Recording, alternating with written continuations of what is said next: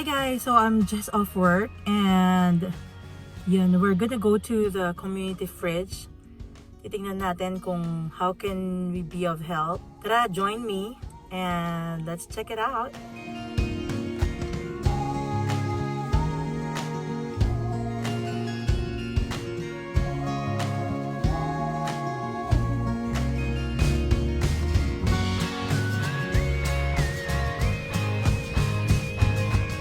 So, nandito na nga tayo sa second location ng community fridge, and this is located at the Holy Rosary Cathedral. So, tara, samahan niyo ako. Let's check the fridge kung anong meron. This is how our community fridge number 2 look like. This is located in the Cathedral, Holy Rosary Cathedral parking. So, let's see what's inside. So, makikita natin, andyan yung fridge. Ayan, so, acceptable food donations. Nandyan yung mga list ng mga pwedeng dalhin. Pwede rin feminine products, baby formula. So, hindi siya limited to grocery items only. Ayan, but do not donate raw meats or seafood, dented or damaged or open packaging products. So ayan, meron naman silang mga notes dito kung ano yung mga pwede nating ilagay or not. So, and the other side is another fridge. So dito siguro nila pwedeng ilagay yung mga frozen. Yan natin, meron din sila nakalagay, people are free to take what they need. Do not police others or what they are taking. There will be more food tomorrow. Please be kind.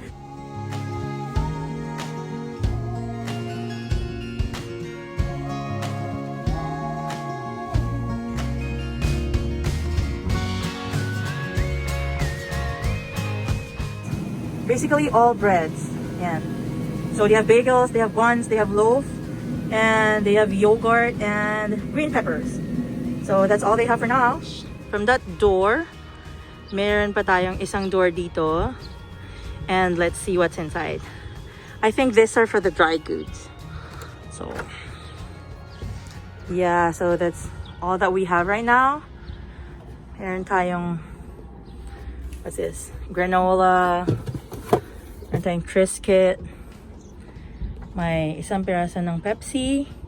Meron tayong seaweed snack and canned tuna.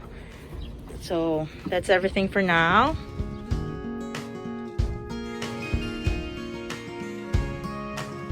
You just take breads in there too?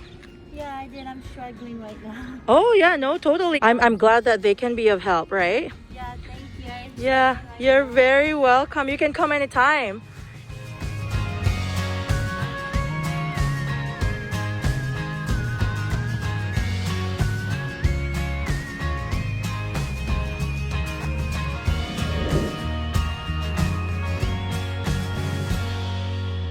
Hi guys, so andito na tayo sa superstore.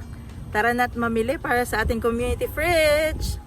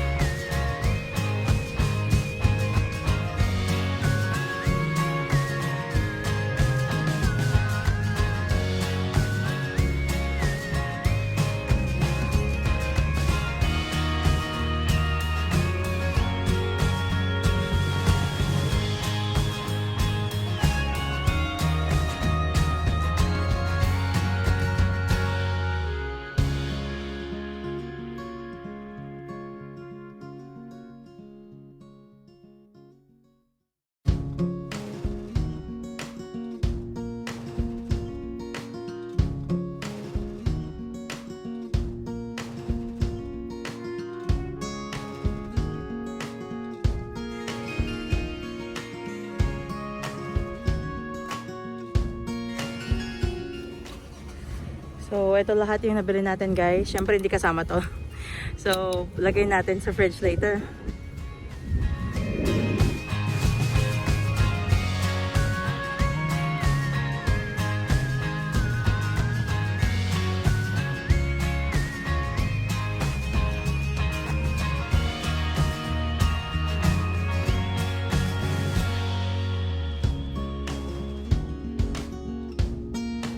So guys, we're back in the community fridge and tingnan natin kung may nadagdag ba.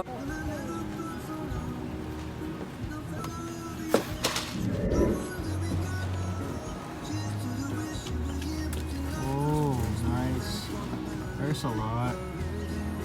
Ako, matutuwa yung mga kukuha.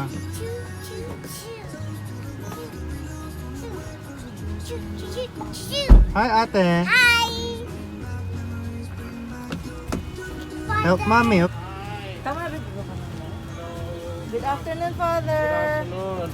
You're putting more stuff, eh? Opo. Oh, very good. Yun na si Father. Hi guys! So, tingnan nyo kung sino yung nandito ngayon. Sir Father, say hi! Hi. Ayan, so nadot na kami ni Father today. Very good. So we're just about to put the food inside. Yes. And yeah, we'll get back to you later.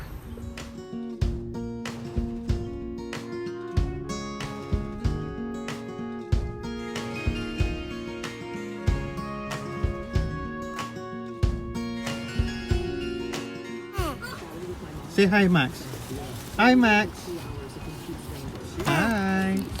Okay, come here, come here. Hello. Hello. Hi. Father. How many Say hi. Say hi. Oh, marami. mo yan October. Yeah. Paminitit na, marami ng tita. In our little ways.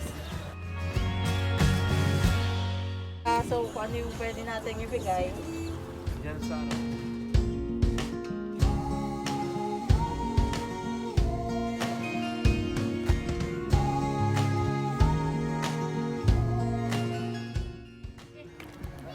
Hey, No, Max. stay with Dad. Oh.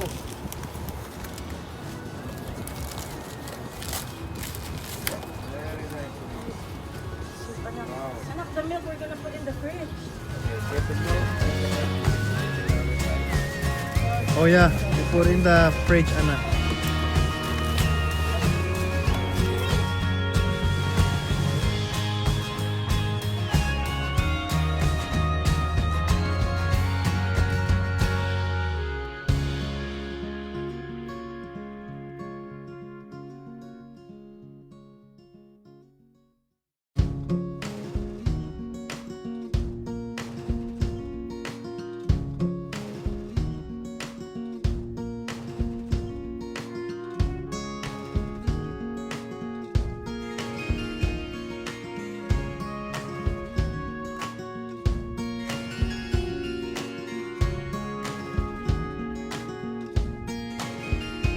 Hi.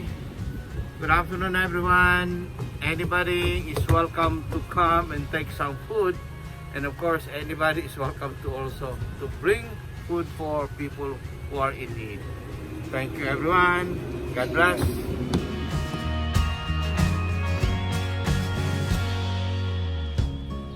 Maya, after 1 hour or 2 hours, this will be gone. Oh, ganun kabilis, Father? Oh, mabilis dito. Oh, wow! Maya.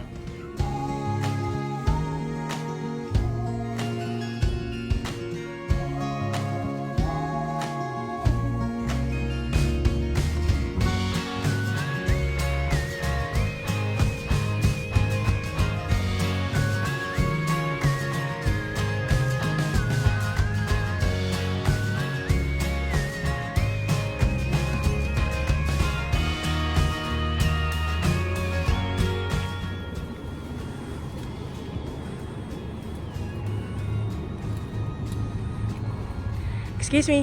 Can I ask you how often do you come in here? I come twice per day. Twice a day?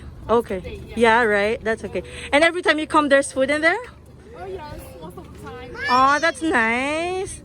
Yeah, well, it's just our first time bringing food in here, and we're surprised that people are coming to bring something, and yeah, they're helping people. So, yeah, you can. During unemployment, it's hard, you know. Yeah, that's nice. People save money, you know, on food at this. Right, right. It's very nice that there's something like this that can help you, right? Well, anyway, you can take whatever you need, and God bless you. Yeah. Thank you. Bye-bye.